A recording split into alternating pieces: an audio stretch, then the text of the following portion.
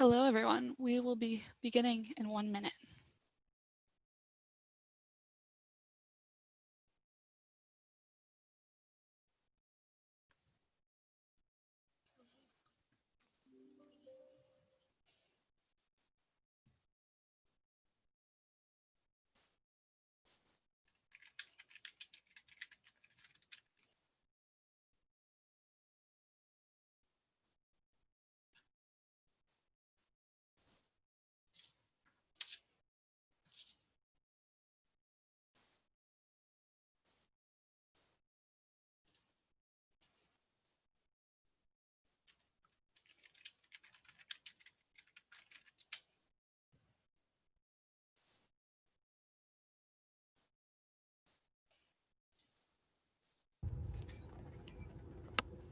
Good afternoon.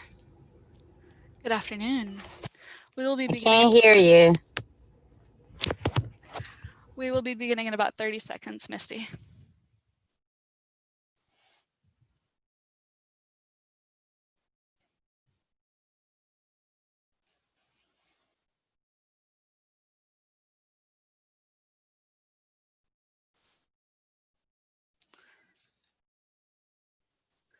All right, we are going to go ahead and get started. My name is Mary Rubin, and I am the past president for the Society of Florida Archivists, and I have the pleasure of working with individuals from the Black Archives Historic Lyric Theater today in Miami, Florida.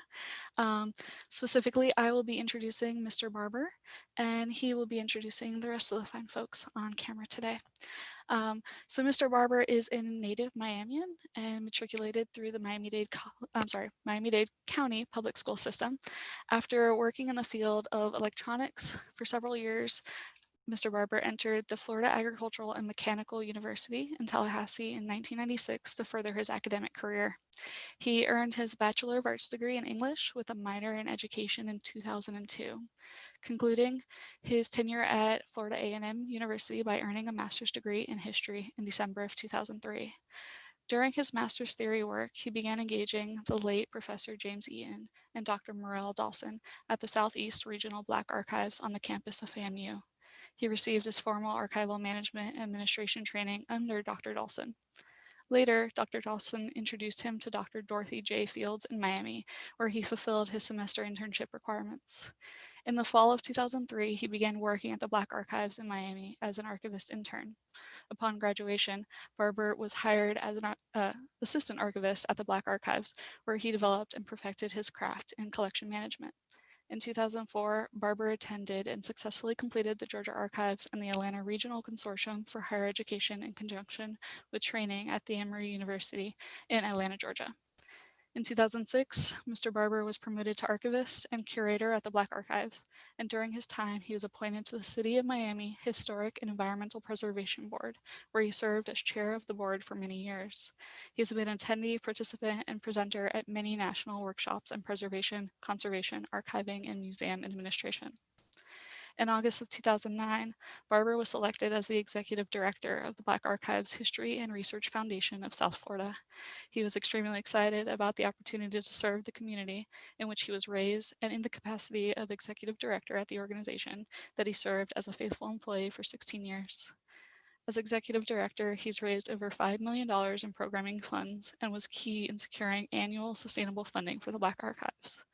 Mr. Barber envisioned the Black Archives having an online searchable database and successfully secured 2 IMLS grants beginning in 2009 to do so. He successfully completed the third phase expansion of the historic Lyric Theater through a $10 million Miami-Dade County General Obligation Fund, which reopened in February 2014.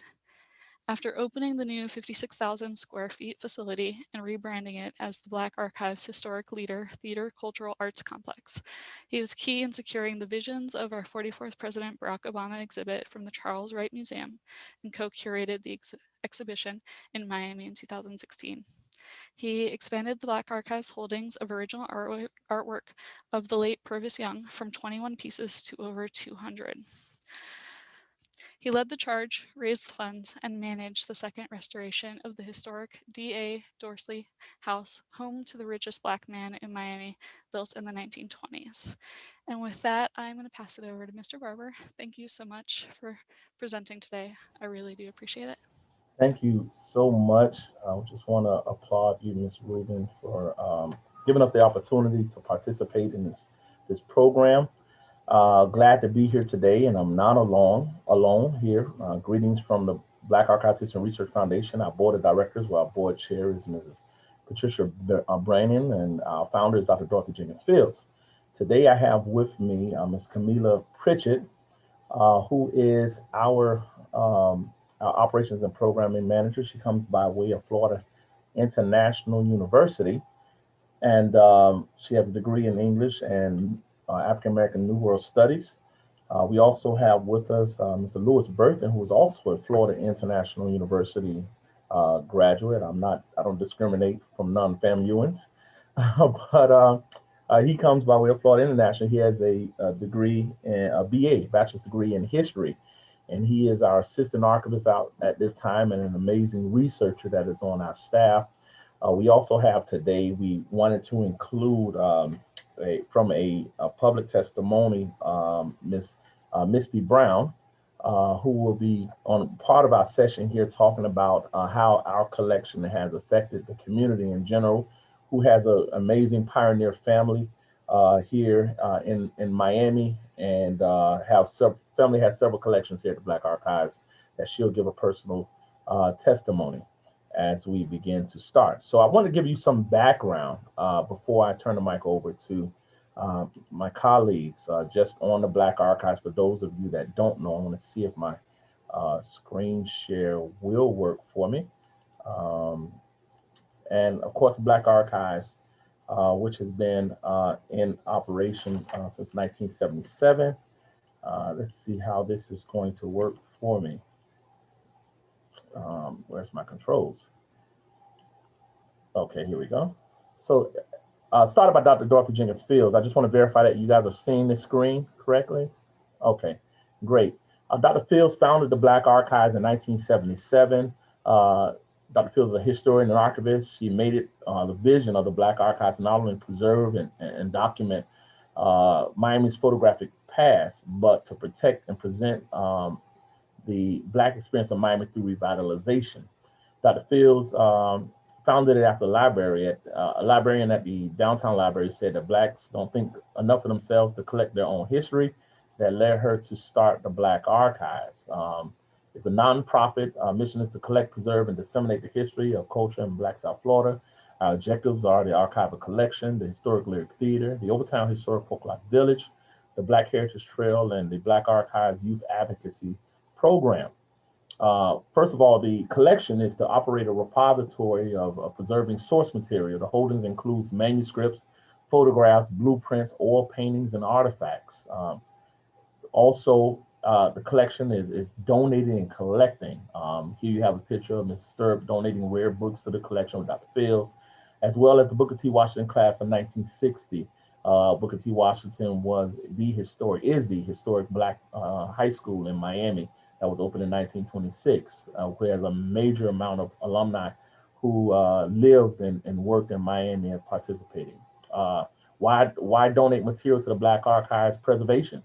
This is very important. We receive all kind of documents, and here you have photos of us doing some uh, uh, conservation work on some books that we receive. At times, we receive things in different modes and different lifespans, and we have to do some preservation and conservation work to these. Why donate your material to Black Archives? Because you're telling your story when you have the information at our repository. It's very important through obituaries, through news, scrap memorabilia. It tells the story. Why donate to the Black Archives? Because it also leaves a legacy. Here you have Miss Althea Gibson over here to my left with a family letter jacket on. Below you have Booker T. Washington class here in front. So you're leaving a legacy of where your story is being preserved, your story is being told. The Lyric Theater again, is one of our major objectives to provide opportunity, presentation of music, theater, and dance, film, and the spoken word, with the emphasis on the arts and experiences of the African diaspora. Here, throughout the archives, we have different lives of the historic Lyric Theater since its inception, 1915, being built to the 1940s when it was a vaudeville theater, to the 1980s when it was a dilapidated, and as well as 2006 when the second phase was done. And these slides are somewhat old because it says it's opening soon, but the last video picture is the Lyric Theater as it exists today, with the third phase already being completed, providing opportunity at the Lyric. Marian Anderson, Langston Hughes, W.E.B. Du Bois, Whitney Houston, and Missy Elliott all have been at the Lyric Theater at some point or another. And as the Lyric stands now, we're waiting for our next set of stars that are going to be gracing the stage and coming to our new archival complex. The Folklife Village and Archives, we provide training. This is a picture of Hal Jack Jones and the Black projectionist that worked at the Lyric Theater, and the many other theaters that were in the Overtown neighborhood, all that don't exist anymore because they've been knocked down. But we have the historical record of those facilities and the men that worked the projection screens, as well as the Black Heritage Trail, preserving landmarks, creating a trail of Black sites throughout Miami-Dade County. Uh, and our last objective is to encourage children of all ages to develop their full creative potential through the visual and performing arts, while offering a cultural alternative for children of Overtown and Miami-Dade County in the field of theater, performance, back and front stage administration, museum studies, historical research, and community involvement through our BAYAP program. And here's just a couple of slides for kids attending the Black Archives, watching the Clyde Killings collection. That's me in my younger days, a little smaller back then, but entertaining children and giving them the story of historic Overtown. This is what we do throughout all the work that we do. Preserving information on Blacks in Miami. I believe, if I'm not mistaken, this is the Porgy Key. Give me that name again, Lewis, if you can. Do you recall that? Lancelot. Yes, this is the Jones family. Yes. Jones family, yes. This is. Yeah, there's a picture from the Lancelot Jones Blacks in Miami. Information about Julia Tuttle and Henry Flagler and the Corporation of Miami. Blacks working around the Royal Palm Hotel.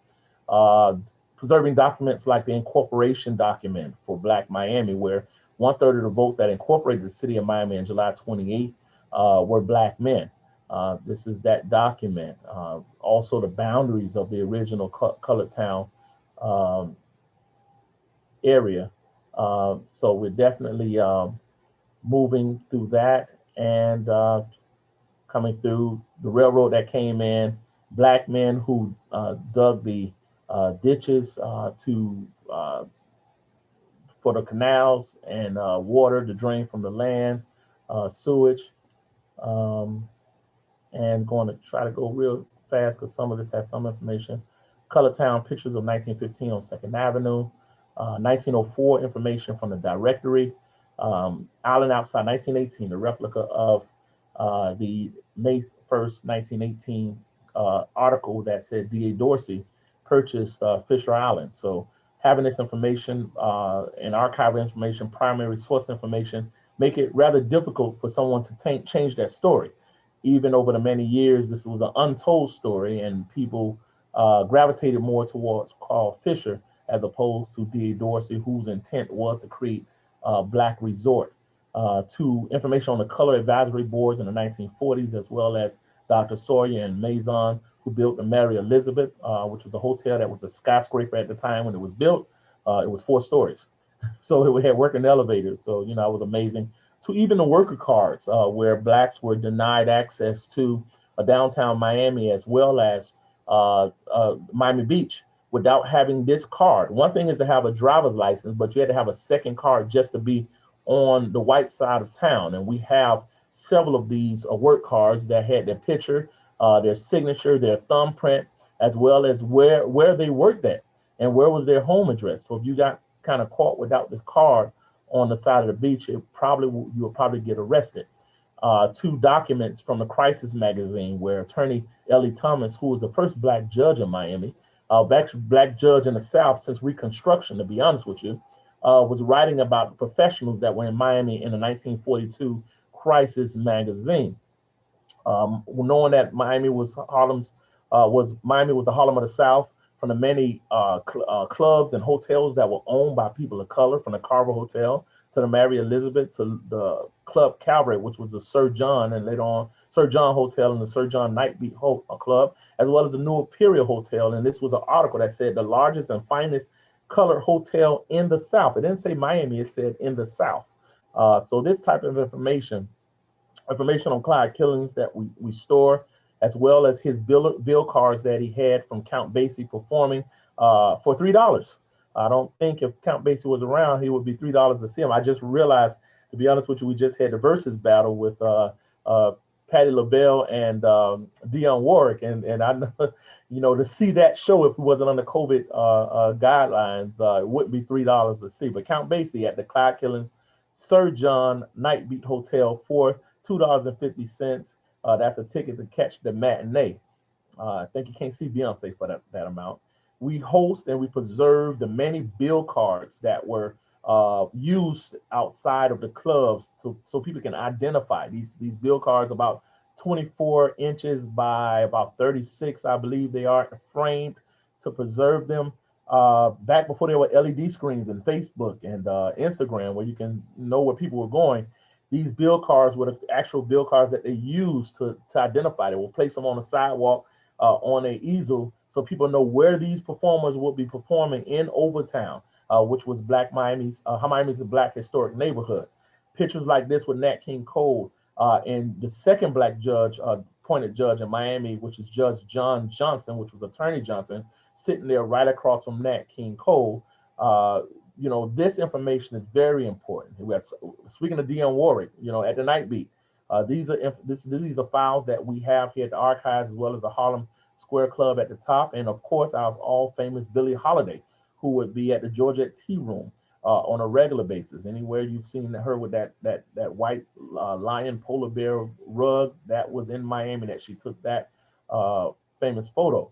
But as well as telling a story about buildings that don't exist, like the J&S Colonip building, which is on the National Register of Historic Places, but it doesn't exist anymore. It was demolished due to demolition by neglect, and we've lost that. But of course, we've been able to save through the archives D.A. Dorsey's home, which you see the historic photo at the top. That's shortly after the 1926 hurricane, and then right below it in the 80s when it began to be a dilapidated building. And then we brought it back, as well as the Ward Rooming House, which is right across from it as well. That's the picture after Hurricane Wilma to the bottom, and at the top, when it was at the Dorsey House, I caught this picture of the rooming house when it was in its original glory, probably back in the 80s. That's what the picture you see at the top. So, and then this a picture which is very important. It tells the story of the I-95 Expressway and how it cut through Overtown. Here is a resident that just refused to leave their home, and you know, because they refused to leave their home, they just started building right over the house. So it's kind of like you force them out of their home by putting the expressway. So that's what the mentality was. We're going to build anyway and force you to move out, and that's what this particular picture shows. Of course, I want to show you the Ward Rooming House when it was restored by the Southeast Overtown Park West CRA. So I just wanted to kind of give you guys a quick look at what type of stuff that we have at the Black Archives and how we make it work. So with that being said, I'll let introductions happen from my staff. I'll go ahead and allow Kamila to introduce herself, and we'll just round robin until then. Okay, my name is Kamila Pritchett, and I'm the Operations and Programming Manager at the Black Archives. And I guess from a personal standpoint, you know, this session is called Until the Lions Tell Their Story. And the full proverb is, until the lions tell their story, tales of the hunt will glorify the hunter.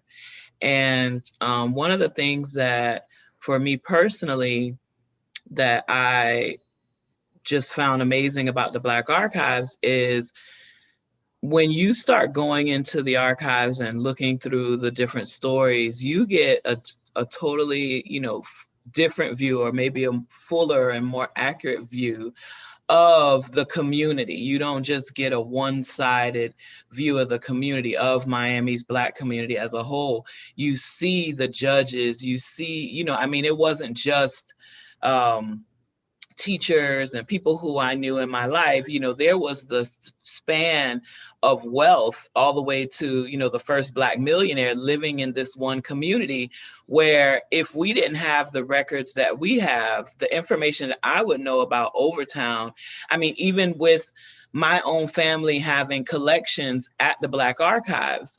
You know, my grandfather has a collection. He worked at the Tropical Dispatch newspaper. And I didn't even know what the gravity of, you know, his involvement in the community was, you know, because I knew him as my grandfather. I didn't know, you know, I knew him as my grandfather after he was already, you know, kind of in his older age. And so all of that stuff was stuff that I had either taken for granted or didn't really know.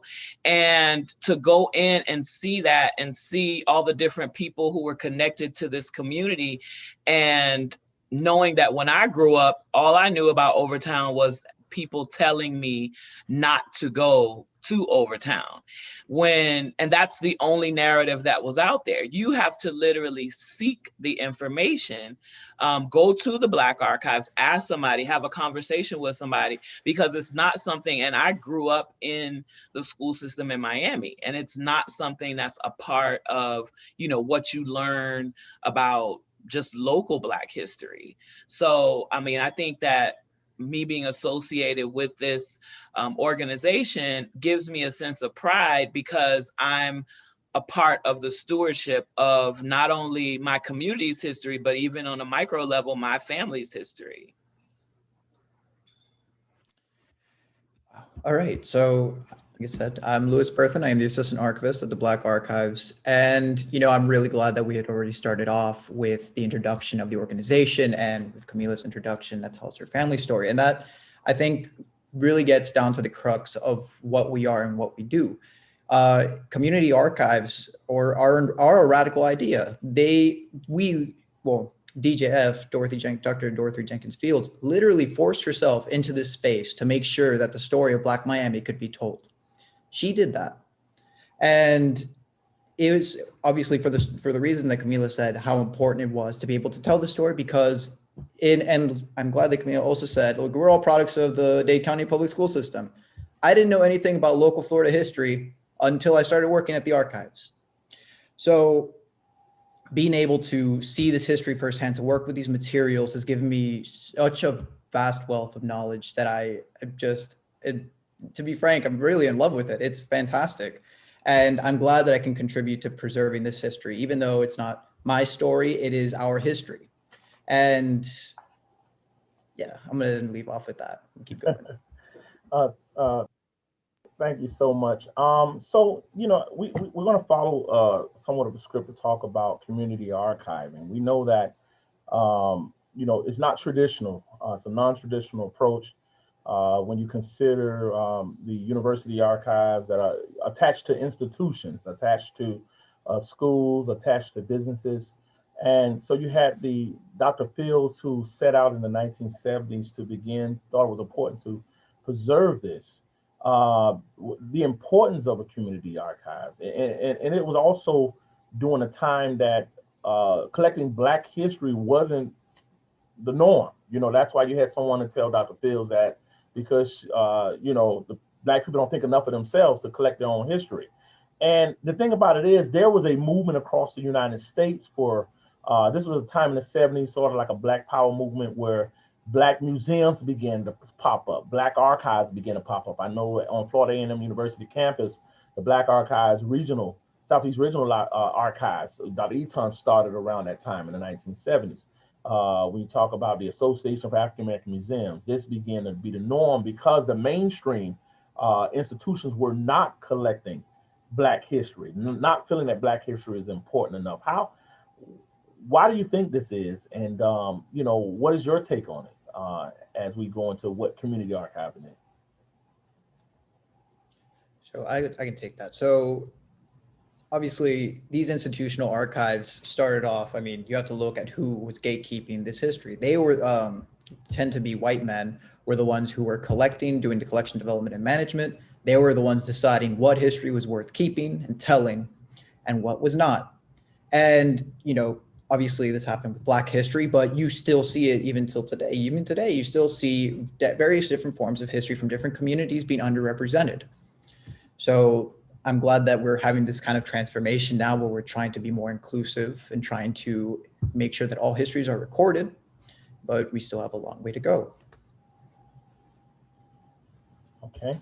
And one thing I found out when I first started as the archivist, as an intern at the archives, and Dr. Fields has said it a lot of times, that the reason why she would not collect so many things is because many people, when she was trying to explain what an archives is, many people didn't understand that. Everybody had museum on their mind. So somebody would give her a donation on Monday and want to see it on the wall somewhere being hung up on Friday. You know, like, hey, where's my father's picture? You know, I even had that personally working at the Black Archives where we received a large collection, and somebody called upset saying, hey, because I think I started doing exhibits, but I didn't include something they donated, and they were pretty much saying, hey, where's my father's picture? I gave it to you so that you can hang it up on the wall.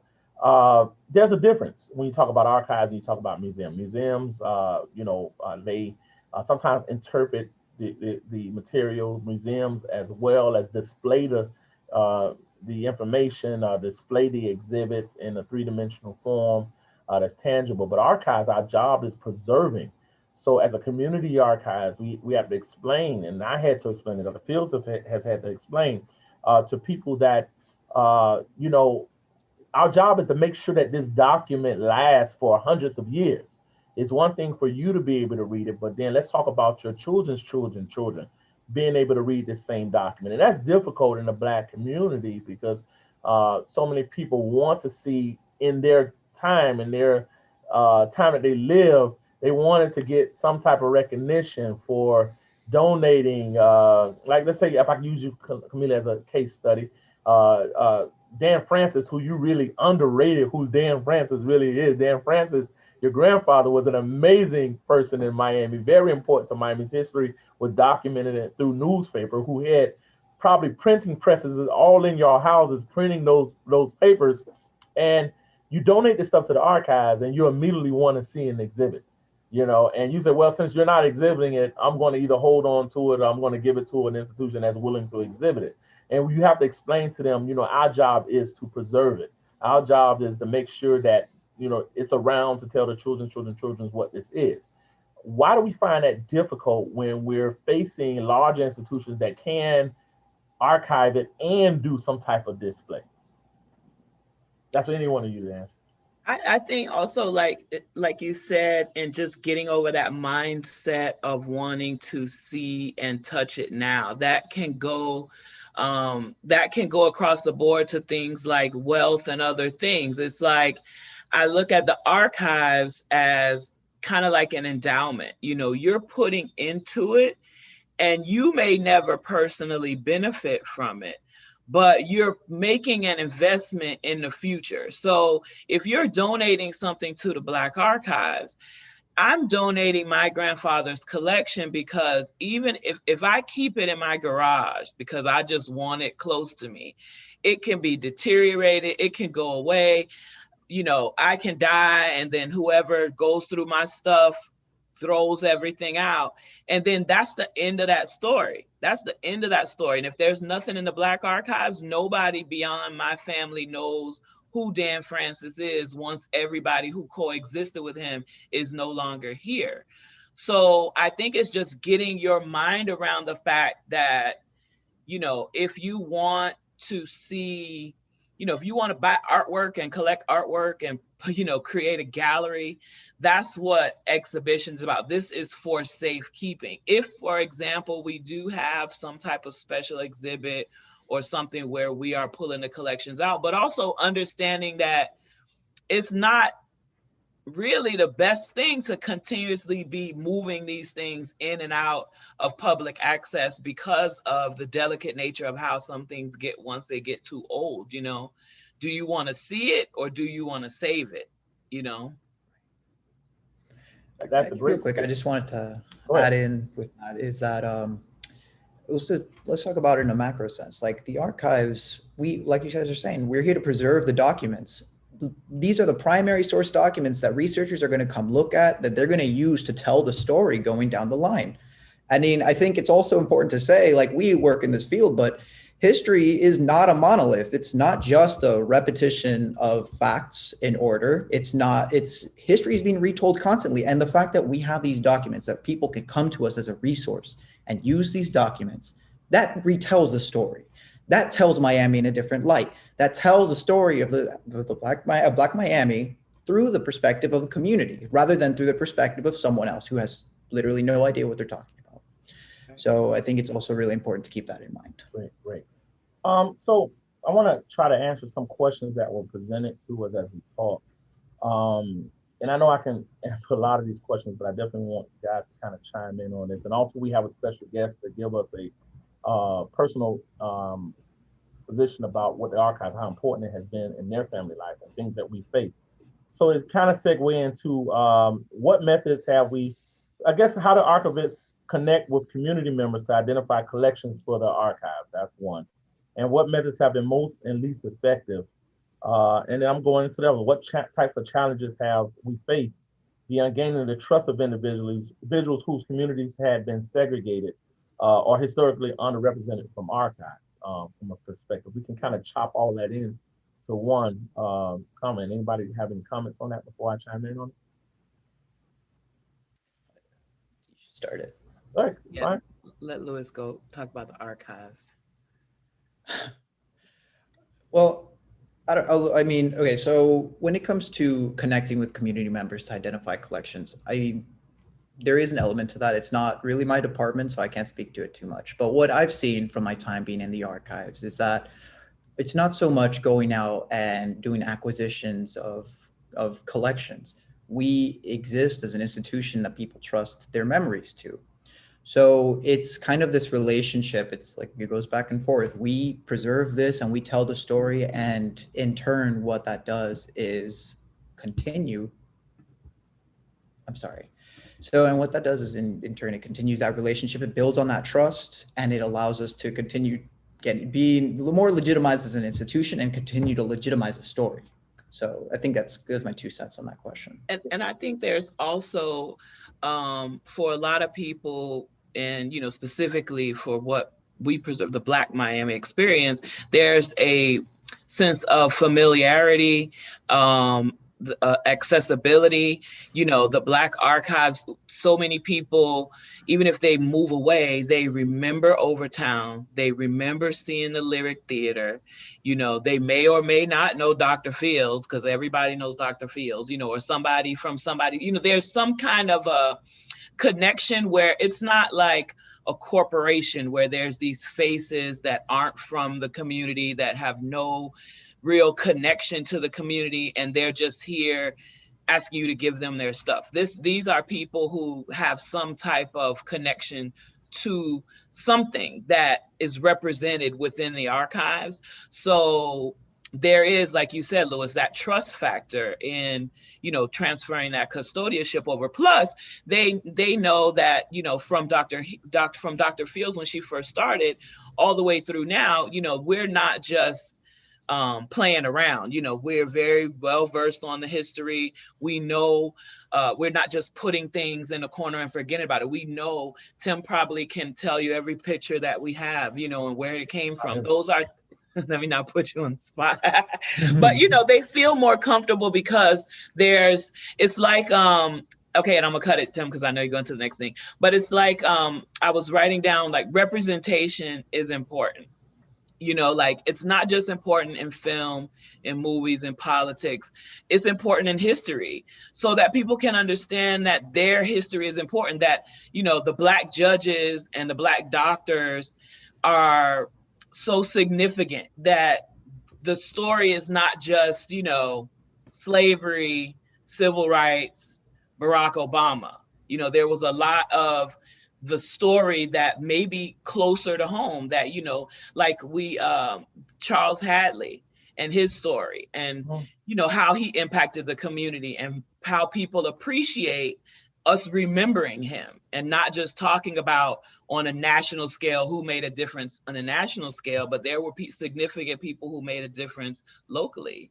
And that's what community archives, preserves. And I like to say, add to it, my experience here. It doesn't hurt that we have such an amazing founder that has been able to collect all of this information. And first of all, being from that community made it very easy to preserve and collect once people begin to understand. But what I found on my end, once I came in, because Dr. Fields is already established. I mean, she's more than established what she's been able to do in preserving this. So now, how do I take that one step further? You know, when I don't have a Dr. Fields right before me, right behind me to back up what I'm saying, you know. So I found that education was very important when speaking to people about preserving.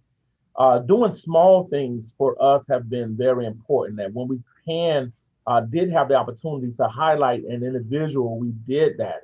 And sometimes it's sort of like cheers. Don't you want to go where everybody knows your name? I think what happened in the 70s was that people start realizing, like, wow, my story is important. And that's one thing Dr. Fields taught me, that the washerwomen who my mom only washed clothes. What was important? I mean, but then when you come back and you reassure them that there's a part of their story that's very important to connecting Black history. Because prior to these archives coming alive, there have been a rarity of information on the history of Blacks. You know, so when you say, and Dr. Fields always say this, she said she would love to do a story on the washerwomen, who had to wash the robes of the Ku Klux Klan. We knew that there was somebody Black that was doing this, you know. So we want to hear their stories. You know, how did they feel having to do those things? So telling the story is very important. Educating people about what an archives does is extremely important to what we do, and making people feel comfortable about giving them material. People want to know that they're just not going to give their stuff to you and you're just going to place it on the shelf in the back. And if it doesn't have anything connected to Martin Luther King or Malcolm X or anything of that nature, we're not going to deal with it at all. People want to feel that if you're going to collect their items, you're not just getting it because you're trying to garner everything. You're getting it because, you know, you're going to document it. You're going to catalog it. You're going to process it. And you have the ability to create online inventories that people can research. You're going to do that. And many institutions, when we talk about small community archives versus the larger, yes, the larger institution has the resources, but I think the smaller community archive has the love for the material that you're giving. And that brings in somebody that I was speaking to earlier. We were working on a collection for one of our commissioners that had reached a term limit. And we was accessioning the records at their office, and we got into a conversation. And I will let her tell the story because I thought it was very important to what we're doing today, and what we're doing and how it is, what we do affects the greater body of people when we're talking about collections. And that person is Misty Brown, whose family is very prominent in Miami. And I'm gonna let her tell the story if Misty's still with us to come in. And Misty, are you there?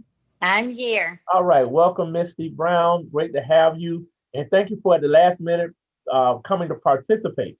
And I kind of want you to tell us the story that you were sharing with Lewis and myself. You had two stories. You had two amazing stories. One was about the relative that lives in DC, and we want to talk about that a little bit. And then we want to separate it and then talk about your relative that was a principal, and mentioning the name changing thing that happened over a period of time. So which one you want to start with first? Okay, I'll start with the story. It's actually my brother. Okay. My family has a rich history in Miami-Dade County, and but we discovered after the beginning of the year when our matriarch passed away that my mother is now the matriarch of our family on my, on the maternal side of my family. She's a young age of 79 and, pushing up on years, and she's an only child. So my brother took upon himself to start doing our family history through ancestry, DNA testing, and all the amazing things that are now available to people that you can do all this online research. And he came across a name of one of his godparents just in our, doing just family history information. And so he did a Google search and he found that there was a collection with my godparents and my pictures of my godparents, his godparents, and my grandparents in a file in a box at the Black Archives. And he lives in Washington, D.C., and he said, wait, I found this. Have you ever heard of the Black Archives? And so I'm explaining to him where it is and what it is and what they do. He said, I found pictures of Uncle Clarence Edwards in there, and I would love to have a copy of those because those were my godparents. And he said, but now I have to take a trip to South Florida, make an appointment to look at some pictures in a box. He said, do me a favor. Why don't you tell them that they need to digitize this collection in order for me to see this information? And so we got a chuckle out of it, but how important that is, because God forbid something happens to my mother tomorrow, who's now the matriarch of my family, that is not able to share her story or what she remembers, as time has gone by, that we want to document it. We want to capture this information, and some of it is kind of missing in different pieces. And it's just amazing that we do have some information at the Black Archives, and we want to contribute more information to it, but we also want to see it, and not see it as Kamila was talking about up on a wall. We just want to see it to see the documents for family members that may never have seen pictures of my children. My children have probably never seen pictures of their great grandparents or things like that. So it'll be a great addition to be able to see this, those types of files online one day. And you said, and the good thing you said about three things that's very important. One, you expressed the importance of the archives and the fact that there was a community archive that collected these things. It was one in place.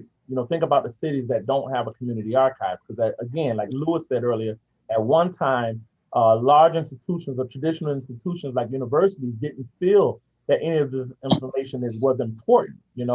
And thank God again, kudos to Dr. Fields. We've called her name thousands of times today, and wish we could call it thousands more times, that she had the thought and the mindset to collect everyone's information. Then you talked about online accessibility, the importance of that. Yes, we do have an online research database, but it's not down to the item level to where people can click every item. And that's very important. A lot of archives is going into that direction. And that's great, but that takes resources. And so you have a gift and a curse for community archives. Yet we have a lot of information, but we don't have the resources. And when I talk about resources, a lot of people say, oh, manpower, so let's send over an army of people to help you. But a lot of times resources is funding. Let's call it what it really is. It's funding. It's nothing more. You can say volunteers, you can say partner with a large university, but resources for an institution like ours is having the funding to bring on a Lewis Berthin, to bring on a Kamila Pritchett, to bring on a Devon Atkins and Alicia Melton, and sustain them so that they can stay here and do all of that digitizing stuff. So that's very important. I want to share a story with you that in that regard, a story I always tell my staff about. I went to visit a pioneer, Miami, and who called me because they said that their daughter told them if they don't get rid of all of this information on their husband and their grandfather, when she dies, the daughter says, there's going to be a smokestack following you up to heaven. That's the very best that a daughter would say that's saying that she's going to burn all of this stuff that she has in her house, photos, stories, information, because the daughter really wasn't interested in keeping that. And that's what happened historically in the Black community. When people die, we just received a collection this week alone from somebody who already they're elder in their age and their mother passed. And the first thing she had to do was sell a house, and she was cleaning out the material, and she thought well enough about the archive to give all of her mother's documents photographs of their family to the archive. But some people just throw it out. I remember receiving a collection of a call from somebody out of Coconut Grove, and they say, Mr. Barber, Mr. Barber. I said, what's going on? They was in a panic. They're about to tear down EWF Sturp's house. They're about to tear down Sturp's house, and they threw everything on the sidewalk. And he said, I grabbed all of the books, everything that they threw out of the house. I grabbed it, and as much as I could. Can I bring it to the archives? I said, sure, you can bring it to the archives. And that's how we got that collection from EWF Sturp. So many people's mindset is to throw it out. So that's the importance of the archives. And, the fact that we're able to do these things is important. I wanted to go, anything from anybody else before we move to our second point? Oh, you can go. Additional funding for chemical. I'm sorry, say it again. Hello? Did we lose Misty? Oh, I think we lost her. Yeah. Okay, so that was very important. The other thing that she was going to express to us, and I brought her on to talk about an importance of community archives, is that she has another family member that was a principal at Booker T. Washington High School. And one thing she said that she noticed is that on the information, he's a Kappa, like me, a Kappa Alpha Psi fraternity. And he's a founder of a chapter at another university, but yet the spelling of his name is wrong. And she was saying, what do I need to do to get the spelling of his name right? One, and how could they make a mistake and spell a founder names right? That's just name wrong. Just like if Dr. Fields, we spelled Dr. Fields' name, Dr. Fills, Dr. Fields. And I say, well, it happens because back then, a lot of the information was done phonetically. And what happens is if you go by phonetics and not, I see she's coming back, and not by, is she in? Go by phonetics and not by what's written on a paper, history is going to get lost. And that's another reason why community archives. Thank you. Welcome back, Misty. I was giving your second example about your family member whose name was spelled wrong. And over a period of time, that became his name. And I was saying that that's because of phonetics. People wasn't documenting information. And rather than consulting the primary source of information, they were going off of what they heard. And when you go off of what you heard, eventually that becomes the truth. And that's why the archives is so important, because you have a context base. You are that context base for people to can fall back and say, wait a minute, that name was spelled wrong. But somebody say, well, it's spelled wrong on this, and spelled wrong on that, spelled wrong on this, spelled wrong, so it has to be right. And you come back and say, no, I have his birth certificate. I have his death certificate. And this is what his name was. And a lot of times that's where archiving is very important, because you're able to debunk, in certain words, any type of myths about information. That's why we had, is it true, and things of that nature. You're about to say something, Louis? Yeah, I want to say something too when I can. Yes. Go ahead. Missy? So that's my great grandfather that you shared the story about, Timothy. But addition to the very same name in our hearing of our family history, it was told to us forever that my great grandfather was one of the principals at a historical Black high school in Miami-Dade County. Booker T. Washington High School, it actually sits right there in Overtown as well. And I would go into the school and they have all the principals' pictures lined up on the wall. And I would say to whoever would listen, hey, my great grandfather was a principal at one time in this school, but I don't see his picture. And I mentioned that one night to one of the alumni members, who then did her own research and couldn't find it on documents that made sense. But she actually found some minutes of a PTA meeting or whatever they called it back in those days, and saw his name in the minutes, and said that he was principal of the school. And we're talking about like 1920 something. Wow. And so I said, let me be the first to get a picture of my great grandfather to put on the wall. But there was no other histories in the school that had that information or that documentation.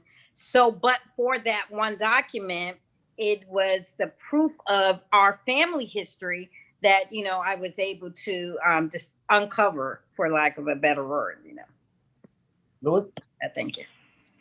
No, I mean, that's the perfect example of what we're saying about making history. Like the fact that you found those minutes now establishes it as a fact. And now that can be shared going forward. And now we won't have that issue of having the misspelled name, or we won't have that issue of forgetting who he was and what he did. Now it exists, and now it can be used by everybody else. And that's what makes the archive so important. Definitely. So I wanted to thank you, Misty, for coming in and sharing that, because people don't understand. When you're going out and you're collecting, and that's another thing is when you're out collecting. To any archivists that are watching, is that you realize a lot. One comment I have: I don't throw away anything. I don't throw away anything. Because I want to, when somebody called me, well, I don't know what to give the archives and what's important. I said, let me decide what's important. Because there's some key, like that key moment that you were mentioning, Misty. Somebody would have maybe thrown those minutes out. Oh, this is just a piece of paper with writing on it. It's not needed. So from an archivist, it's very important. I'm looking at a question and say, how can we as professionals change this attitude in our communities? That's a great question. With people that just throw things out, because for some reason a society has this mental state of build, new. Everything is new. Everything is new. Technology changes so much. I have in my possession here tons of family photographs that, as my mother passed, as my grandmother passed, my great aunt passed, they had all these photographs, and you don't find that anymore because people are just taking pictures by cell phone. And like, for instance, Facebook gave me a 5-year notice of my daughter singing Puffin' Rock, the things on the Puffin' Rock. So that becomes our story, as opposed to the physical documents that many people have had in the past. So many of the younger generation, it doesn't matter to them, and we that's the tendency, just throw it away. We have to find a way to get people more comfortable with giving it to archives, and that's one thing I practice. The segue into another question that we had: so do we partner with academic institutions or local organizations? A lot of times. I'm sorry, Tim, before you go to that next question, just also on how we can change this attitude. I think that especially right now, with so much illumination on the importance of Black lives, and sessions like this that's educating people. There are young people out there that are out there marching for rights and don't know that archives exist, and don't know how on smaller levels they can make a difference and help keep those examples of Black greatness, no matter how big or small, that make up that community. So us continuing to put these kind of programming, what the Black Archives is doing, and once someone watches a session like this, you have a talk with your elders and your family about how to dispose of things when you're not there anymore. Yeah, and definitely, and I was still going to stay in that realm, because I was about to say, from a professional standpoint, one thing I make it a practice of doing, and I was giving an example back to that family, that lady who wanted to donate her husband and a prominent doctor, as well as her grandfather's for father's items. One thing I said to her was that, listen, if you don't decide to give this information to the Black Archives, find an institution and give it to. I recommend an institution for them to give it to, especially if it's not of your mission. Some people are called and they're approached and they're like, oh, it's not in my mission, so that's the buck stops here. But going a step further and maybe giving them some professional advice on where they could possibly deposit their items, their things to, would change. And then, like I said, education. What we're doing here today is very important. Education is extremely important. So it's a fight, because people just sometimes don't know what to do. But if we have more people out advocating for people to do, is definitely important. Before Misty jumps off, I know you have to jump off. There's anything you want to add, Misty, before you depart from us? Well, I want to say that I've truly, especially over the last 10 years, have gotten to know the Black Archives in a very different way. where, you hear the name because I work in the business and I consider myself civically and socially minded. I didn't realize the depth of the work that the Black Archives did. And it makes me, not only proud that we have somewhere that we can share our family story, and that it doesn't necessarily have to be from our mouths, because as we have talked about, it gets lost in translation sometimes, but that there are big generation gaps, that people don't even talk about history like they did. There is no traditional dinner table conversations anymore. And so for that, I'm very, not again proud, but happy that I can start collecting my family's history, that which we have, going through old photo albums for pictures.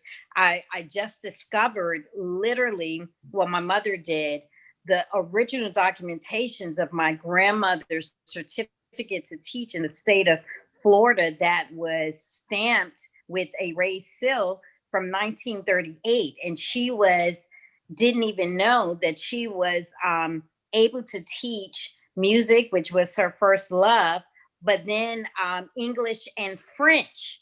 I'm like, French? I never knew my grandmother could even speak. I've never heard that story before, but there was a original documentation of, of that fact. And so those are the things that now I know to gather, and we can't preserve it. I don't know how my grandmother preserved it for, since 1938, but I want to make sure that in its preservation, that, I put it in a place that even after I'm gone, that, my children's children's children can have the documentation to say, I had an educated great, great, great, great grandmother from a Florida, college, historical college, and she was able to teach French, which blows my mind.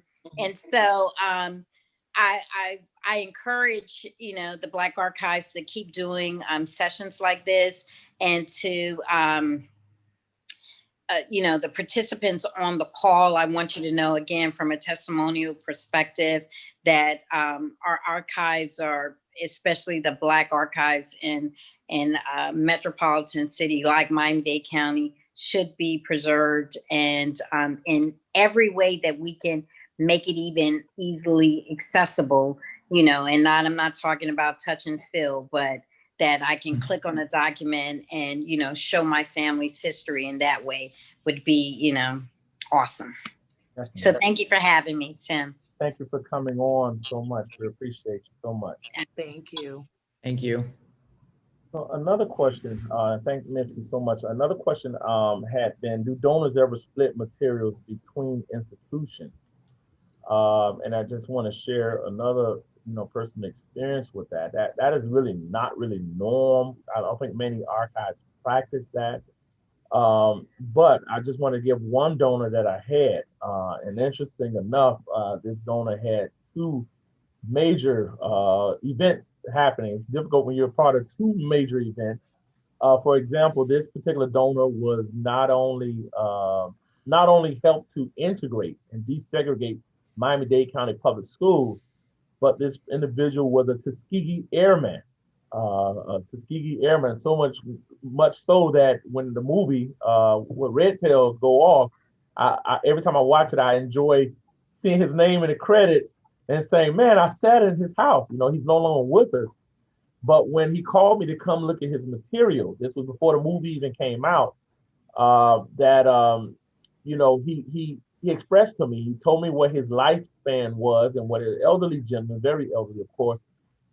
And he really expressed to me, look, I have these boxes where I help desegregate Miami-Dade County Public Schools, but I also have my information when I was a Tuskegee Airman. And to be honest with you, I want my stuff from me as a Tuskegee Airman to go to another institution, but the stuff from Miami-Dade County Public Schools, I want you to have. And some people may say, well, no, if I can't have it all, we're not taking anything. I was like a kid in the candy store. Listen, give me what you got, you know. And that's just an example because I knew it was very important. Even though I would love to get the information from him was a key, but it doesn't fall within our mission. The only thing about it is, and I want to talk about that being mission driven, is that many people, some people don't collect. Well, you don't go outside of your mission and collect. Let's say if you were a football memorabilia archives, you're not going to collect golf. That just because Tiger Woods now have a collection and you're like, oh man, we got to get this, and now you want to start collecting golf. You don't do that as an institution. But what you can do is try to direct Tiger Woods to either the golf archives or the Hall of Fame, Sports Hall of Fame, or something to that nature. You educate them the kind of way they give the material to. So for this particular donation, I definitely received the stuff because it pertained to Miami-Dade County Public Schools, and that's a part of our mission. And I wasn't shameful not to receive the Tuskegee Airmen stuff. Sadly that he's gone now. I wish we did have the Tuskegee Airmen things, but I'm glad that he donated it to another institution. That's the practice we kind of have to get when you're saying split materials. You know, sometimes you now if he said, "Hey, I'm just going to throw this stuff out," then of course, you know, we would want to grab those things and possibly move it from there. I think we saw something from Mary saying questions from the audience. What is a step one? Excuse me. What is step one for a family to begin the donation process? For example, how do we tell our family story and share with the archives? I will open that up for you guys to speak, unless you want me to chime in on it. Louis, you want to stab at it? So, yeah. So like I said, we get these documents usually, in my experience, they come in boxes and we just start going through. We start organizing it and start deciding and deciphering what was important, what tells a story. And that goes into the arranging and describing process of being an archivist. And that goes into, all right, so now this document shows this, which means they could be connected with this person and this person. And then like, that's the fun of it, you know, for me, especially as someone who loves history and loves just a general love of learning, being able to look through these documents and be like, you know, if she was here at this time, I wonder if she had anything to do with this. And then kind of like following that trail. And that's like, it's really precious, like being able to follow these trails and decipher what has connections in the community, what has connections to other things that happen outside of the community, that it's all important to telling the story. And, you know, it's interesting the way the question was posed, because as archivists, we are not supposed to interpret the history. That is one of my faults, because as much as I love doing it, I know I'm not supposed to do it, right? So again, you know, we're not supposed to interpret the history, but we're collecting it, and the story tells itself in a lot of ways. And I think that's kind of where I'm going to stand on that. And I think Ms. Brandon was also asking from like the community member standpoint.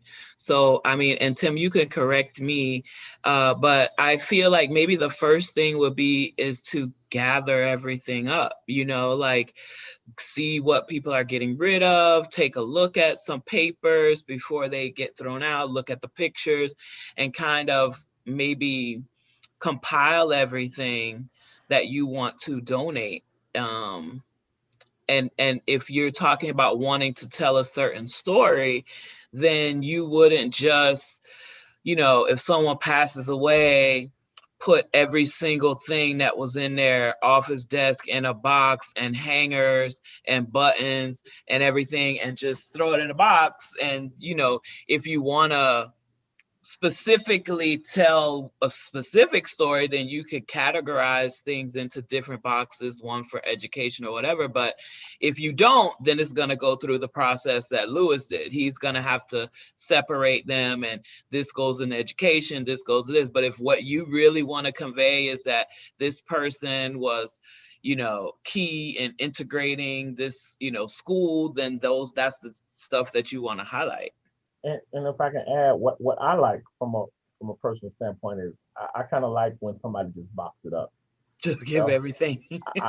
Because the thing is, and I'm like Louis, I always tell a story when I was at Emory, how slow I would be, because I'm sitting up there reading every piece of paper, and the other archivists that's in training next to me, they just going done, and I'm sitting up like, oh, but you know, the thing, I like for people to box it up, you know, because the thing is, you want their story to be their story. you know, good, bad, and indifference. I saw that we had, again, I think we had Diane Connolly on the phone, mother of Nate Connolly, uh, and who did the book World More Concrete. And one thing, the reason I bring that up is because you have researchers like Connolly that will come in and look at the information in its rawness and give a descriptive educational story that is relates to that person, as opposed to you trying to be the one to, you know, like I said, sometimes at funerals, everybody that passed away is good, you know, no matter how good or bad or indifferent they are. Everybody stands up and say how good this person was. You know, this person could have led police on a 80-mile car chase and ran over a whole bunch of mailboxes, you know, but then when they tell the story, everybody talk about how good a person is. But what you want is people to be able to interpret it, historians to come along and interpret that history in its raw and give you the Right. factual evidence of what existed. So, Because also I might not know what's significant and what's not significant. Something that's insignificant to me, you know, may just be that thing that Nathan was writing his book about, you know, that I was going to throw out. or the reason why they was on an 80-mile chase is because the wife was pregnant and she was in the car and he was trying to get to the hospital. You know, you see what I'm saying? So that story can go either way, you know, and that's what a historians are kind of to come in to do. So what I ask families to do is, if you either have somebody that passed away and you have to clean out their home, or if you're just trying to determine what to throw away and what to keep, is to just box it up and contact your local archive. I know one archivist that used to go through the obituary page and contact families, and you know, it's like a ambulance chaser. But you know, I know honestly, I have a colleague that's what they said they did. They went through and they went to the home and said, "We're the archives. I'm collecting information before anything gets thrown out. Please contact us and da da da." We don't do that. But you know, one thing for the family is if they are aware, and that's good because many people, like I say, will throw it in the trash heap or throw away. And just think about the countless material that has been thrown away from people. You know, when I look at all of the things that I have that from my mother who passed away, she had a whole bunch of items. My great aunts, both of them, who I had their house, so many things were in their house. My grandmother, she had so many things. Just think if I was to throw all of these things away, there's so much history. I found a picture of my little brother just messing around when he was a baby. You know what this is? You know, there's so much history. So if you box those things up, you gotta, first of all, what we want you to do is make sure you understand that when you're donating to the archives, you're giving them a deed of gift. You're trying to collect a deed of gift. One thing I try to make sure I let people know who are donating is that you're deeding these things over to the Black Archives. Right. And in our deed of gift, we have an indemnification clause, meaning that if you're donating it, you're saying that you have the right to donate these items to the archive. We have some people who have come in and donated stuff and they call back, oh, sorry, my aunt said I didn't have a right to, I need this stuff back. I have these things back. Now kind of being a pack rat can be a good thing. Yes, Ms. Connolly. But you know, there's a deed of gift that goes along with this. You know, I'm always clear about the deed of gift. Once you donate these items, it goes to the archives, and we make sure that we write on it whether it's educational purpose only or you given comments. What I also disclose to families is that you can write a clause on it. I love free and clear deeds of gifts, but I never say, okay, if you write on there, can't publish without permission. We will honor that. That's why we have it in the session records. And I let them understand that they can do that, especially when you talk about photographs from photographers. We have photographer photographs, which we know copyright laws, it belongs to the photographer for 75 plus years. I think they expanded it. So we make sure we write it in that, or they write it's free and clear, blase, blase. So that's very important when we do that, is the deed of gift, that we make sure that we document what we're receiving. We try to explain, make sure you talk with your family about this donation, that you're giving it to the Black Archives to preserve it.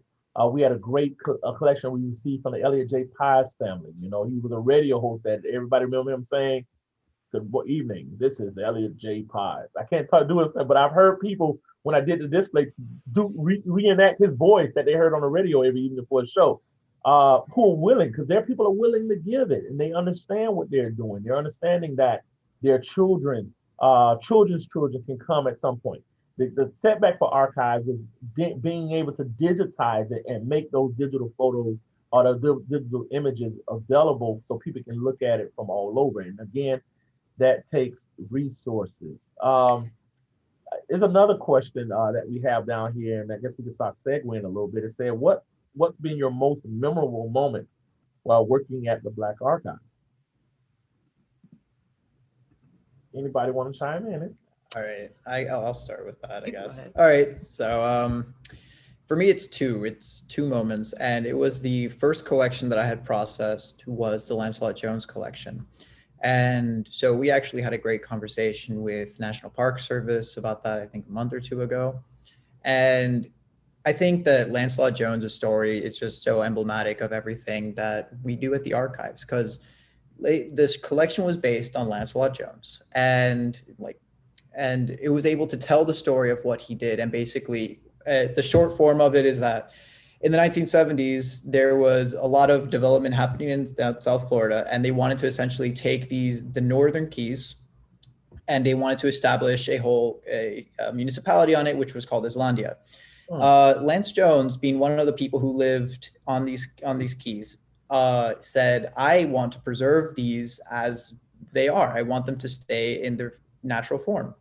And so he led and he fought against this development, and the development ended up not happening. And it's because he actually donated that land so it's great because it's like, okay, so this is his story, but his family has a long legacy within South Florida. So that photo that Mr. Barber had shown at the beginning of this was the Israel Parson Jones, who was the father, and they ran one of the most successful key lime plantations in South Florida. And they had been able to send that all over the United States. It was incredible. It was pineapples, limes, everything. And so sharing Lance's story and being able to kind of like dig into everything that happened afterwards, I mean, it's incredible. And just so we can finish the story, he donated the key to Biscayne, he donated the key to the National Park Service, and it became part of Biscayne National Park. That land that he sold could have been, it was valued, I think, at 3 times what he was ended up donating it for. Like, he sold it for $3 million. He could have gotten much more than that if he had sold it to developers. So that was incredible to me. I mean, that's just he's an incredible figure. And then kind of like digging in and realizing his family's legacy within South Florida is also an incredible story for me. And then the second one was a little more personal, and it was actually, we had a genealogy appointment, and so I had 2 generations of family come in. It was a daughter and her mother, and they kind of just came in with like, look, we're trying to find this person who was the mother of the other woman.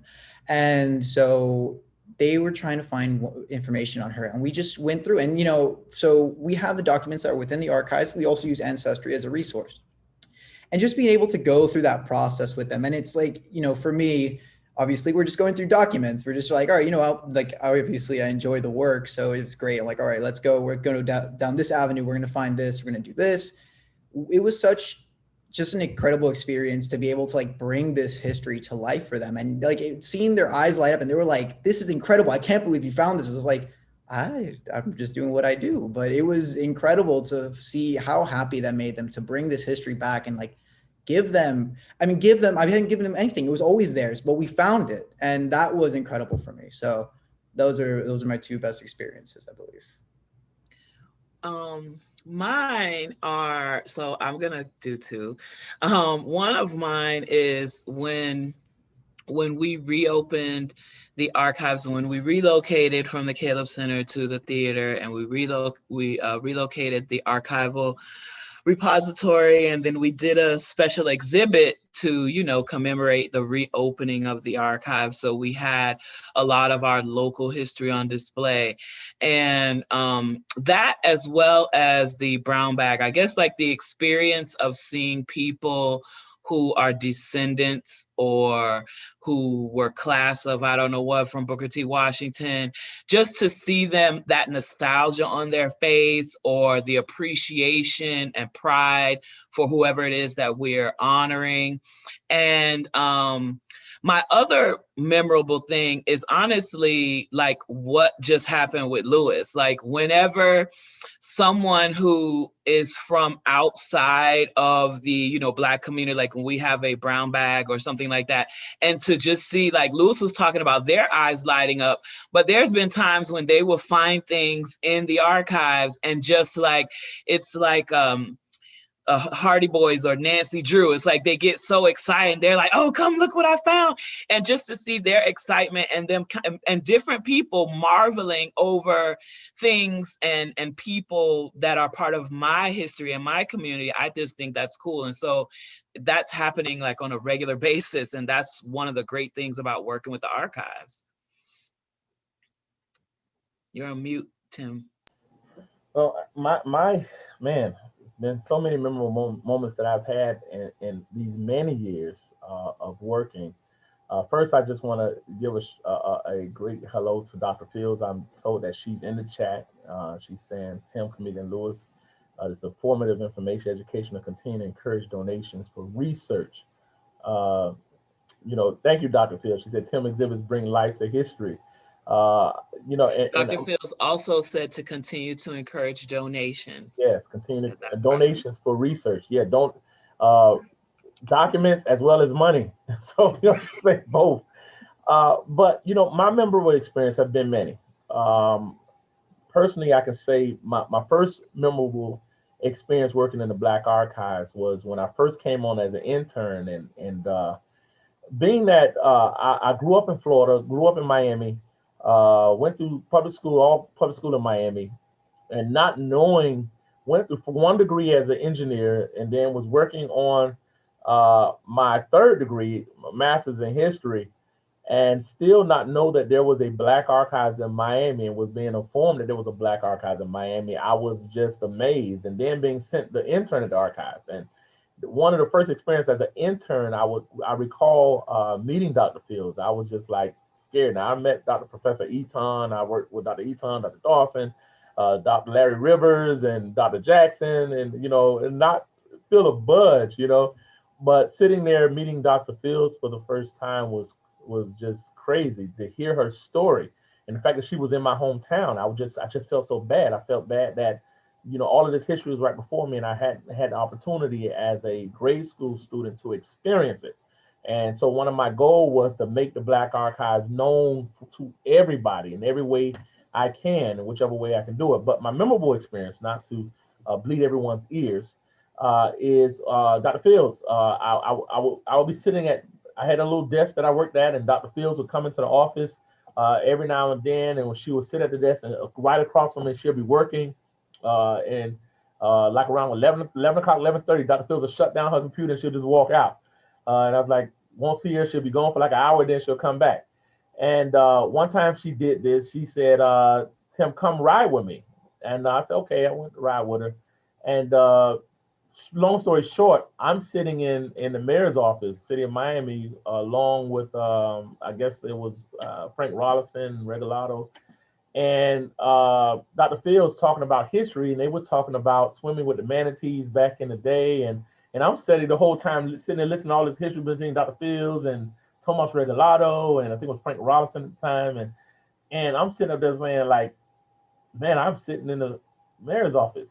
What am I doing sitting in the mayor's office? So it's just like, the thing is the how people respected her, and then she was willing to carry me around to all of these meetings to meet these very important people.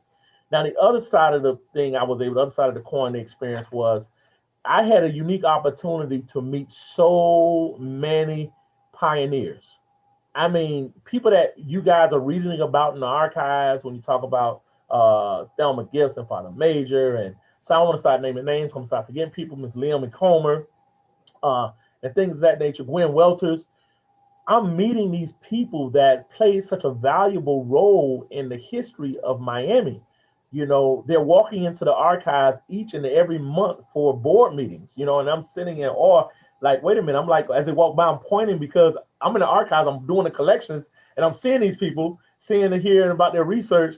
And then they walk by and I'm like getting pictures and like, oh, that's, naming the people that were walking in. So that has always been a great experience for me to have the opportunity. There was a lot of pioneers that I didn't get to meet. You know, I didn't have opportunity to meet Clyde Killings personally. He was here when I was here, but did not, before he passed away, did not have opportunity to meet him. But Art Till was able to meet him, and so many other pioneers that I've been able to interact with. Judge Johnson, oh man, listen, uh, Judge Johnson, man, his mind was sharp as a knife, you know, and to hear him talk, to sit in his office and to find out that he marched in the Marching 100, the FAMU band. So we was talking, and he was like, "Yeah, I marched in I was at the FAMU and I marched in the band as well." I said, "Man, you marched in the Marching 100?" He said, "Nah, I marched in the Flatfoot 30." You know what I'm saying? He said when I was in the band, it was only like 30 people in the band. So he said we were the Flatfoot 30. But you know, just to hear those stories and meet these pioneers, you know, there's so many that I wish I had the opportunity to have had an opportunity to meet personally. That is my memorable moments at the archives, and that's why I think that, you know, what we do is so important, because uh, what will we tell our children? Who's going to be here to tell the children the stories?